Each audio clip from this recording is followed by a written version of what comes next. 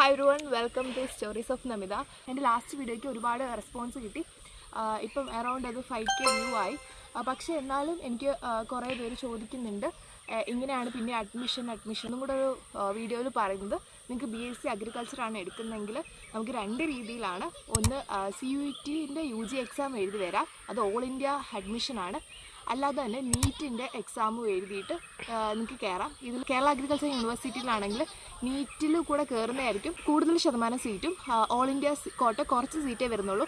എന്തായാലും നിങ്ങൾ രണ്ട് എക്സാമും എഴുതാം. പിന്നെ എനിക്ക് വന്നത് ആണ് ഈ വേൾഡ് ബാങ്കിൻ്റെ ഒരു പ്രൊജക്റ്റിലാണെന്ന് പറഞ്ഞു. ഞാൻ വർക്ക് ചെയ്യുന്ന പ്രൊജക്റ്റിൻ്റെ പേര് കേര എന്നാണ്.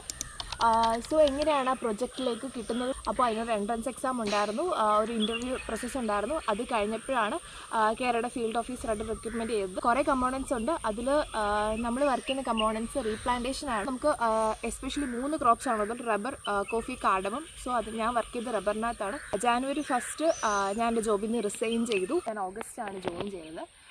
സോ ജനുവരി വരെ, അപ്പോൾ 5 months കംപ്ലീറ്റ് വർക്ക് ചെയ്തു. അത് കഴിഞ്ഞിട്ട് ഞാനിപ്പോൾ January 1 റിസൈൻ ചെയ്തു. ഞാൻ PGക്ക് ജോയിനായി. College of agriculture Vellayani Trivandrum ഇവിടെയാണ് ജോയിൻ ആയത്. സോ ഇതാണ് എൻ്റെ ഇതുവരെയുള്ള അപ്ഡേറ്റ്. ഇനി എന്തെങ്കിലും കാര്യങ്ങളുണ്ടെങ്കിൽ പ്ലീസ് ടു കമൻറ്റ് ബിലോ. എനിക്കറിയാവുന്നതാണെങ്കിൽ ഞാൻ പറഞ്ഞുതരാം. അപ്പോൾ ബൈ. ബാക്കിയായിട്ട് പറഞ്ഞോളാം. റെഡി? 1 2 3. ഓക്കെ.